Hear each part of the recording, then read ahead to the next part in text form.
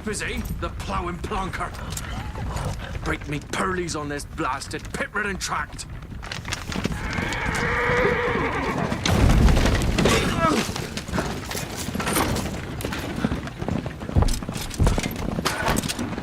With fear not dry road. Aye, the devil's after it! This running from!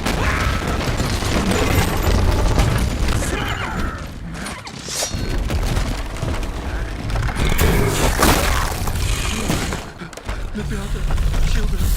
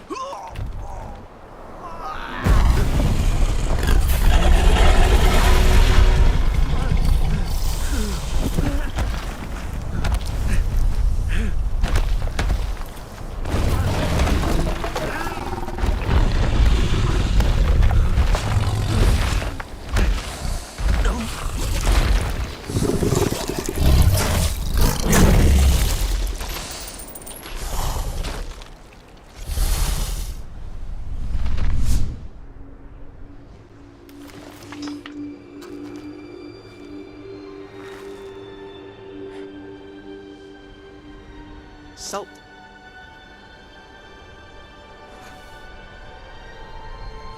Almost had me fooled, Fruin.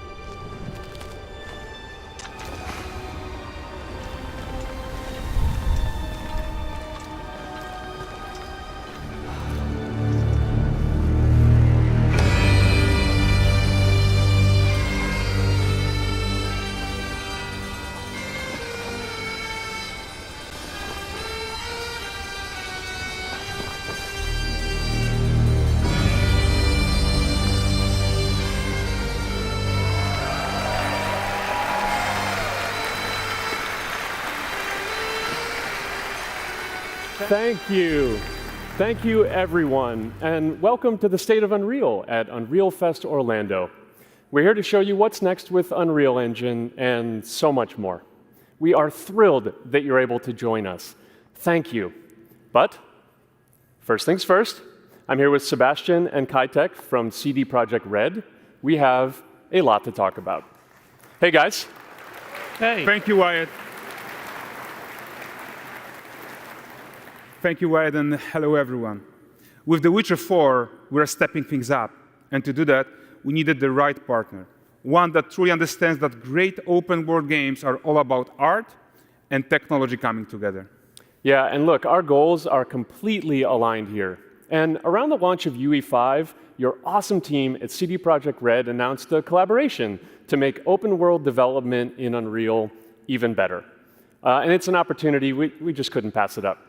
So we've been working on a technical demo together to achieve just that. I think we should take a look at it. You guys ready? Born ready. Kitek is going to play the build for us. Sure, let's do it.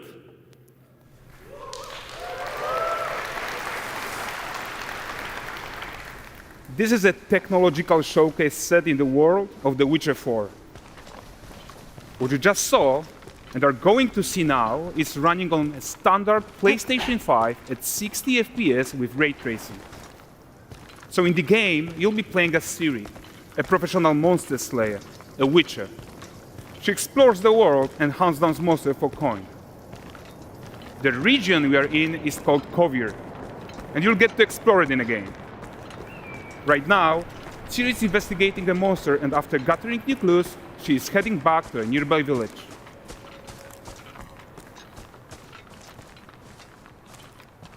All right, everyone, meet Kelpie. Let weeds be weeds, Kelpie. So just like Geralt had Roach, Ciri has her own loyal companion. We return to town. These two characters need to feel like one. Since you're gonna explore the world on horseback, riding needs to feel seamless, natural, and just fun. Yeah, and to support that, we're introducing multi-character motion matching in Unreal. So Ciri and Kelpie, they're perfectly synchronized when mounting from any angle and speed. And we also support root motion movement on Kelpie, so controlling her feels realistic and grounded. And there are also some really nice improvements to our Unreal Chaos Flesh Solver and these machine-learned deformations. So you've got realistic muscles moving and stretching under Kelpie's skin without compromising the performance there.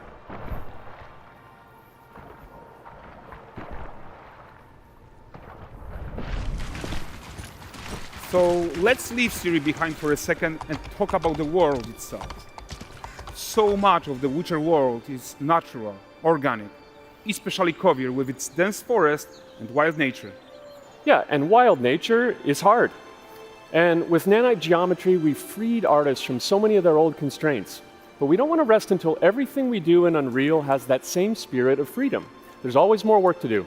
And foliage is a huge piece of that puzzle. So we are excited to introduce nanite foliage. And in order to achieve gorgeous foliage density everywhere, while still being memory efficient, fast to render, we believe that a new idea was needed. So instead of the same card approach we've been using for the past 20 years, artists should be free to take a nanite approach to foliage, modeling every single leaf and pine needle. And the old LOD tricks of the past, they needed a complete rethink. And in their place, it's a new adaptive voxel representation in nanite. It's volumetric, it's fully 3D, it is super fast to render. And these dense clusters of triangles turn into these cubes, which at a distance, they're no larger than a pixel, and they react to the changing light of our dynamic sun and our shadows, and they allow artists to render whatever amount of foliage is needed to achieve their vision without compromise. And no compromise means how ambitious we are when it comes to bringing our vision to life with incredible visuals. But more than that, together with Epic, we created faster way to load the world. We can now bring in more content more quickly for the smoothest possible experience as we fly down to catch up with Ciri.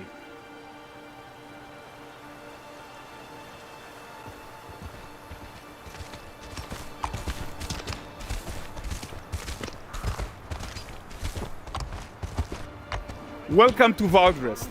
So Valdrest is a port town, a hub for fishing, trade and mining. It's one of those places where you can meet shady characters or overhear gossip from other lands. It's also where Ciri took on her current contract. High-tech, let's leave Kelpie here and explore the marketplace and food. I'm so excited we can finally show you some of this stuff. Let's see what Valdrest has to offer. Not her again. Not even at the Land Exeter Fair! Now, 9 gazes while I present him with a fish. For the furry rascal will often wink, and a bear's weight grants good fortune. Here, have they?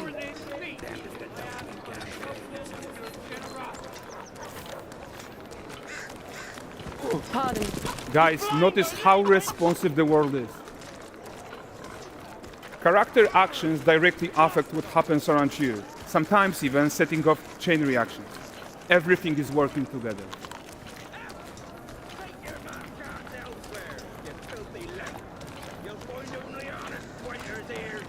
Oh, look at this poor gentleman being taught how to fly by an angry innkeeper. That's what happens when you cheat at Gwent. Last of it, is it? Ready to aim.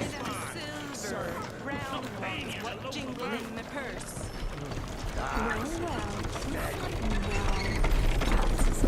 Okay, so this is the guy who gave the Ciri quest his own.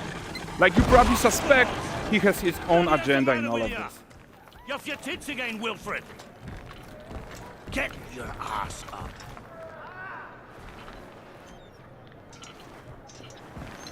A typical day's toil. Who in? Witcheress. What news of my wagons? No eternity is taking that damn salt to arrive. I found them. And, well, suffice to say, they'll not reach you. As for the salt, I found not one speck. I presume this comes as no surprise to you. Now. Kovir's smuggling trade is of no concern to me. Shush, shush, shush. The Manticore, that flattened your cars and devoured your men. Quite the opposite. Manticore? No, them winged hellspawn dwell in the arse end of Creighton, not here.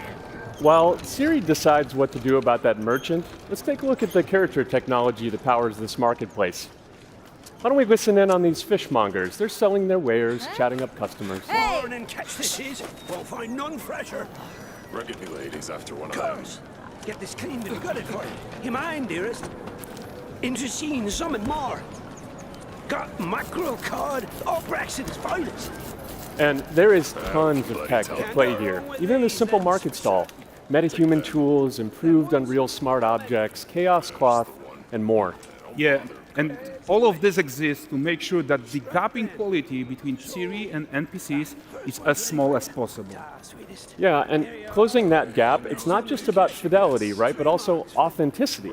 They should react to changes in the world around them. But the prisoner in pillory isn't exciting enough for Valdrest.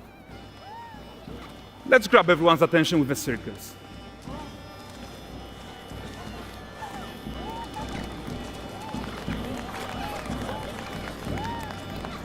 But the great performance deserves a huge crowd though. Let's crank it up.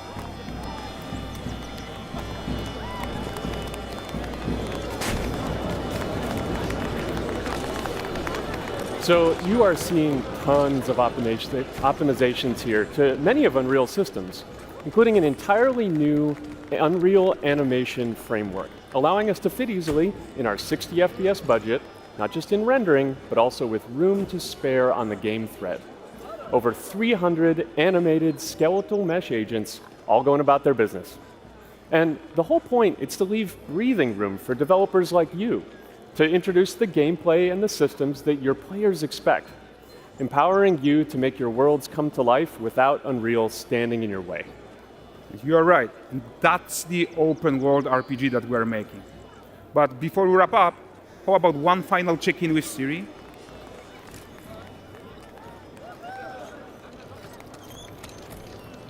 We are making this game to be the most immersive and ambitious open world Witcher game ever. And we are making this a reality thanks to our work on Unreal with the team at Epic. I think what we're doing together is going to bring in a new generation of open world RPGs, and I'm so proud of what we accomplished so far. We are too. So we're almost done, but before we go, here's a small gift for all Witcher fans. A first look at Lanexeter.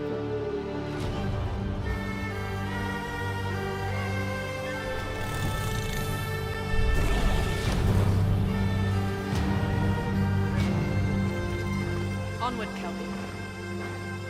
With what?